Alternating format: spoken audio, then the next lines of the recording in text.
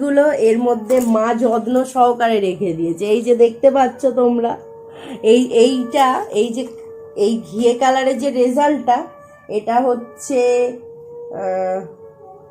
2000 থেকে 2001 সালের মধ্যে আমি, এটা কোন ক্লাস, শিশু শ্রেণী খ বলে, মানে যেটা KG1 KG2 বলে ইংলিশে। আর এটা হচ্ছে এই যে নীল কালারে যেটা দেখতে পাচ্ছ তোমরা, এই নীল কালারে, এটা তখন 1 2 এরকম রেজাল্ট, 1 2, হ্যাঁ 1-এ ছিল সবুজ কালারের রেজাল্ট, এটা ক্লাস 2 এর রেজাল্ট, হালকা ঘিয়ে কালার টাইপের। আর এটা ক্লাস 3 এর রেজাল্ট, এটা ক্লাস 4 এর রেজাল্ট, এই দেখো 4 এর রেজাল্ট, হ্যাঁ ক্লাস 4। এই দেখো লেখা আছে প্রমোটেড, দেখতে পাচ্ছ, প্রমোটেড, ফার্স্ট হয়েছিলাম ক্লাস 4-এ। এই ক্লাস 5 এর রেজাল্ট, ক্লাস 5 থেকে রেজাল্টগুলো ছোট হয়ে গেছিল, দেখতে পাচ্ছ, ক্লাস 5 অ্যান্ড 6 একসাথেই আছে, নীল কালার, এটা 6 এর রেজাল্ট, তো দেখাচ্ছি ওয়েট। এটা ক্লাস 7 এর রেজাল্ট, প্রোগ্রেস রিপোর্ট বলে আছে, ক্লাস 7 এর রেজাল্ট। তো ক্লাস 7 অবধি আমি ইন্টালি হিন্দু বালিকা বিদ্যা মন্দির যেটা আছে না মৌলালি, আমরা তখন থাকলাম পার্ক স্ট্রিট মল্লিক বাজার, তো ওখান থেকে স্কুলে যেতাম। আর এই বাঁশদ্রোণীতে 2007-এ যখন এলাম, 7 থেকে স্কুল করেছি, এখান থেকে পরীক্ষা দিয়েছি। তারপর যখন ক্লাস 8-এ উঠলাম, তখন এখানে যে লাল ড্রেস আছে না, নাকতলার যে স্কুলটা আনন্দ আশ্রম, ওই স্কুলে আমি পড়েছিলাম, 8 থেকে 10 অবধি পড়েছিলাম। তো এই দেখো আমার ক্লাস 8-এর রেজাল্ট দেখো তোমরা, এইটা ক্লাস 8-এর রেজাল্ট, এই যে শ্রীরামকৃষ্ণ আনন্দ আশ্রম গার্লস হাই স্কুল যেটা ছিল। তো ক্লাস 8-এ 9-এর রেজাল্টটা পাইনি, ম্যামরা 9-এর রেজাল্টটা দেয়নি, কাউকেই দেয়নি, আমাদের ওই স্কুলে যখন পড়েছি 9-এর রেজাল্টটা ম্যামরা কাউকেই দেয়নি। তো জিজ্ঞেস করতে বলো না, ওই রেজাল্টটা দেবো না, তোমরা তো সেই 9 10 মিলিয়ে পরীক্ষা দেবে মাধ্যমিকের, তখন তোমরা একসাথে রেজাল্টটা, মানে মাধ্যমিকের রেজাল্টটাই পেলেই হবে, 9-এর রেজাল্ট নিয়ে অত কোনো কাজ নেই। তো এই দেখো আমার মাধ্যমিক যে পাস করেছি সেই রেজাল্টটা, এই যে মাধ্যমিক পাস করেছি সেই রেজাল্টটা। তো মাধ্যমিকে আমি 2nd ডিভিশন গেছিলাম, প্রচুর প্রবলেমের মধ্যে পরীক্ষা দিতে হয়েছে, তোমরা তো জানো কি প্রবলেম, এই সেম প্রবলেম চলে আসছিল, এই শুধু পরীক্ষা দিচ্ছি। আমি জাস্ট ক্লাস 9 অবধি ভালো ছিলাম, 10 থেকে এইসব কাণ্ড কারখানা শুরু করেছে আমার, বলেছি তো তোমরা জানো, ছাড়ো। তো ক্লাস 10-এ কষ্ট করে পড়ে 2nd ডিভিশনে পাস করে গেছিলাম, যেটা মৌখিকের নাম্বার না দিলেও ম্যামরা, তাও আমি পাস করতাম, কেন ম্যামরা আমাকে অনেক ইনসাল্ট করেছিল। আনন্দ আশ্রম, যে কি যেন শ্রীরামকৃষ্ণ আনন্দ আশ্রম গার্লস হাই স্কুলের হেডমিস্ট্রেসটা আমাকে প্রচুর পরিমাণে অপমান করেছিল, বলেছিল পাস করতে পারবে, কিন্তু আমার মা গ্যারান্টি নিয়েছিল, বলেছিল যে না ওকে পাস করিয়ে ছাড়বো, চ্যালেঞ্জ করছি আপনার সাথে। তো সেই পাস করে, মা পাস করিয়েই ছেড়েছে, প্রচুর কেটেছিলাম। তো দেখলে এটা। আর এই দেখো আমার উচ্চ মাধ্যমিকের রেজাল্ট, আমি গান্ধী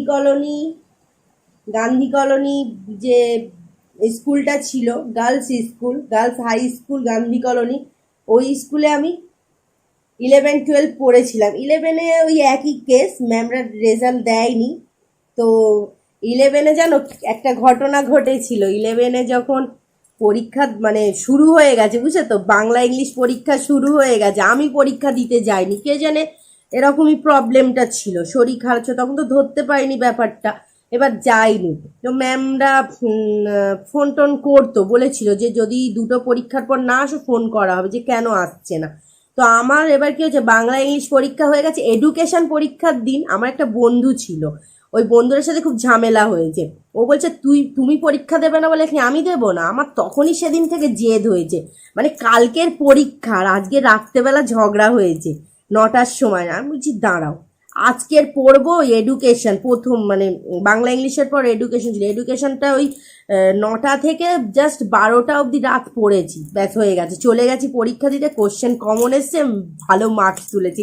মাত্র 3টে পরীক্ষা দিয়ে 11-এ আমি 150 নাম্বার তুলেছি, 150-র বেশি তুলেছিলাম। কেন 30-এ পাস তো, 5-3-এ 15, তো আমি বাংলা ইংলিশ দিইনি। এবার একটা মেয়ে যখন রেজাল্টের দিন তখন বলছে ম্যাম না ওকে গার্জেন কল করেছে। আমি ভাবলাম হতে পারে, হয়তো 2টো পরীক্ষা দিইনি, কোনো মিস্টেক হয়েছে, গন্ডগোল মানে কিছু প্রবলেম হয়ে গেছে সাবজেক্টে। তো ম্যাম, আমার মা যখন গেল, আমাদের গান্ধী কলোনির বর্দিটা খুবই ভালো ছিল, উনি বলছেন না না আপনার মেয়ের কোনো গার্জেন কল হয়নি, ও তো 3টে পরীক্ষা দিয়ে 150 নাম্বার তুলেছে, ভীষণ ব্রিলিয়ান্স, ভালো স্টুডেন্ট, ওর কোনো খারাপ রেকর্ড নেই, তো আপনার কোনো গার্জেন কল নেই, আপনি যান, কোনো অসুবিধা নেই, ভালো। মানে আমি সেরকমভাবে নাম্বারটা তুলেছিলাম, বুঝলে তো। মানে 5টাতে 30 তুলে 150 হয়, আমি 3টেতেই মনে হয়, হতে পারে নাম্বারগুলো আমি জানি না, ম্যামরা বলেনি, হয়তো 60, 45, 50 সামথিং এরকম, মানে 50 হবে হয়তো তুলেছিলাম 3টে মিলিয়ে। 150-র বেশি তো, আরও বেশি আমি ঠিক জানি না। তো ওই পাস করে গেছিলাম। আমার কোনোদিন গার্জেন কল হয়নি স্কুলে, কারণ আমি একটা ভালো স্টুডেন্ট ছিলাম, কিন্তু এই আমার লাইফের সঙ্গে এরকম ক্ষতিটা করলো, আর কি বলি তোমাদের। আর এই উচ্চ মাধ্যমিকের রেজাল্ট, আমার উচ্চ মাধ্যমিকেও সেকেন্ড ডিভিশন গেছিলাম, বেশি নাম্বার তুলেছিলাম হোম ম্যানেজমেন্টে 77, আর বেঙ্গলিতে 64, এই দুটোতে বেশি নাম্বার তুলেছিলাম। আর এই দেখো আমার ফার্স্ট ইয়ারের রেজাল্ট, ফার্স্ট ইয়ারেও পাশ করেছি, সেকেন্ড ইয়ারেও পাশ করেছি। সেকেন্ড ইয়ারে জানো না, সেকেন্ড ইয়ারে আমি মানে 3 মাস আগে থেকে পড়া স্টার্ট করেছি। সেকেন্ড ইয়ারই তো আমার 2015 সেকেন্ড ইয়ারে পরীক্ষা দেবার কথা ছিল, এই সমস্যার জন্য পরীক্ষা বাদ দিয়ে 2016-তে অনেক কষ্ট করে পরীক্ষা দিয়েছি, দিয়ে পুরো পাশ করে বেরিয়ে গেছি, থার্ড ইয়ারও পাশ করে গেছি, কিন্তু এই প্রবলেম, আর কোনো কিছু করা হয়নি। তবে আরেকটা জিনিস, আমি নাচ শিখেছিলাম, বুঝলে তো, সেটা আমি দেখাচ্ছি, ওয়েট করে একটু পরে। আমার নাচের রেজাল্ট আছে, এই যে নাচ যেটা করেছিলাম, নাচের রেজাল্ট এটা, যে দেখতে পাচ্ছ আমার নাম লেখা আছে শর্মিষ্ঠা সাধুকা, আর এই নাম্বার মার্কসগুলো। তো এই যে পার্ট 1 ফার্স্ট ইয়ারে সঙ্গীত ভূষণ বলে লেখা আছে যেটা, ঠিক আছে। আর এই একটা পার্ট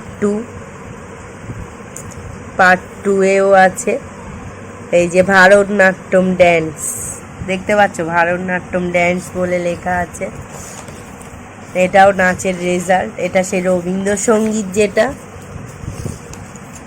রবীন্দ্র নৃত্য বলে লেখা আছে, এই যেটা আমার নাম এখানেই আছে, রবীন্দ্র নৃত্য বলেই লেখা আছে এক জায়গায়। এই যে এই দেখো জুনিয়র ডিপ্লোমা, এটা পার্ট 2, আর এই পার্ট 1টাও আছে, এই যে এটা সব সার্টিফিকেট, এই যে। তো পুরোটা কমপ্লিট করা হয়নি, বুঝলে। এই যে এই সিনিয়র ডিপ্লোমা পার্ট 1, এই যে রবীন্দ্র নৃত্য বলে লেখা আছে এইটা। তো যদি ভালো লাগে লাইক, সাবস্ক্রাইব, সাপোর্ট করো, পাশে থেকে ইউটিউব পরিবারে জায়গা দিও, আর কমেন্ট করো যদি ভালো লাগে আমার ভিডিওটি। সো আজকের মতো টাটা, বাই।